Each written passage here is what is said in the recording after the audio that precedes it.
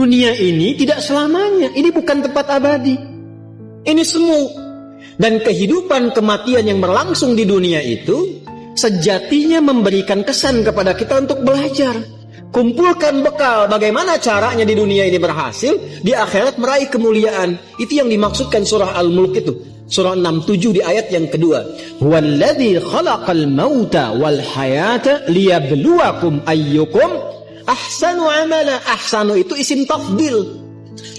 Ya, dari kata hasanah tadi.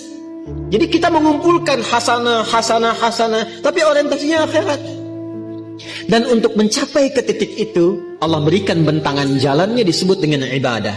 Karena itu ketika Allah memerintahkan kita ibadah dalam bentuk fi'il amr, itu sebetulnya saking sayangnya kepada kita. Kalau nggak sayang nggak akan diperintahkan.